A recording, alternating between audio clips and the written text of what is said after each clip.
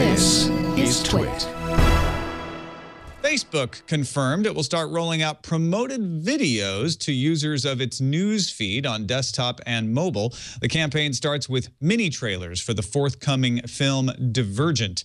The ads will automatically play when they appear on the screen, but the sound will be muted unless a user clicks on it.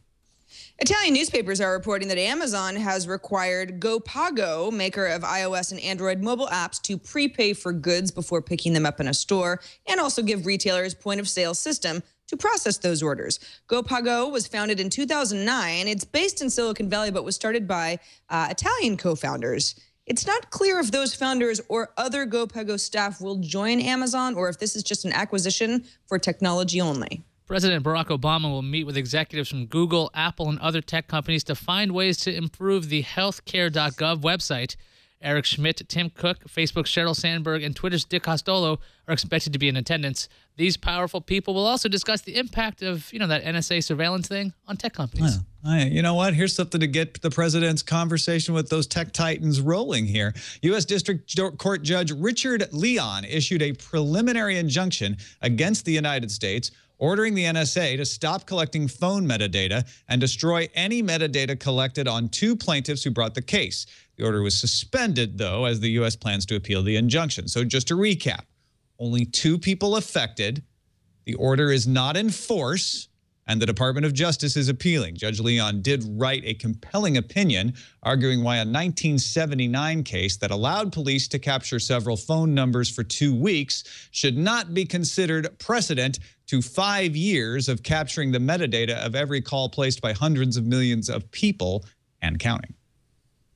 Price quotes for business customers are starting to come in for new Mac Pros, which helps at least more closely guess what U.S. retail pricing is going to look like. For example, let's go high end. A customer who buys an 8-core Mac Pro with 32 gigs of RAM, 512 gigs of storage will pay a base of $39.99, as in $4,000, plus a $1,500 processor upgrade, plus a $400 RAM upgrade, plus a $300 storage upgrade, which comes to about $6,199. At the, of course, lower end, the $29.99, as in $3,000 base Mac Pro, comes in with a quad-core Intel Xeon processor, 12 gigs of RAM, and a dual AMD FireCore D300 graphics. And you can use all that to watch iTunes Best because Apple released its Best of iTunes list for the year. Candy Crush was the most downloaded free app for iPhone and iPad for 2013. The top-selling TV season was Breaking Bad's final season. The list also includes Apple's editors' picks. Apple's pick for TV show of the year, Breaking Bad.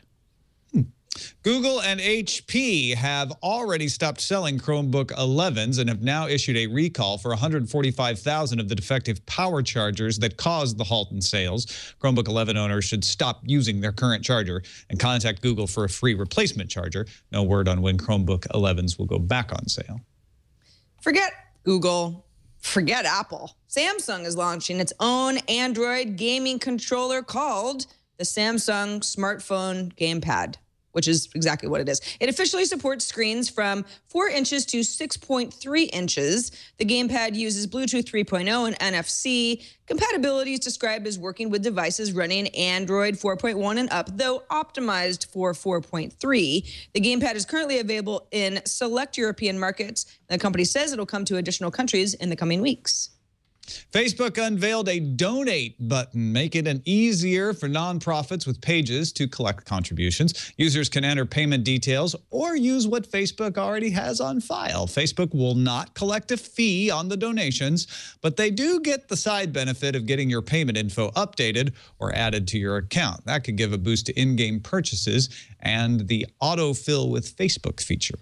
Opera's Coast web browser for iPad just got an update to version 2.0. Now, the app gets rid of back and forward buttons in favor of gestures.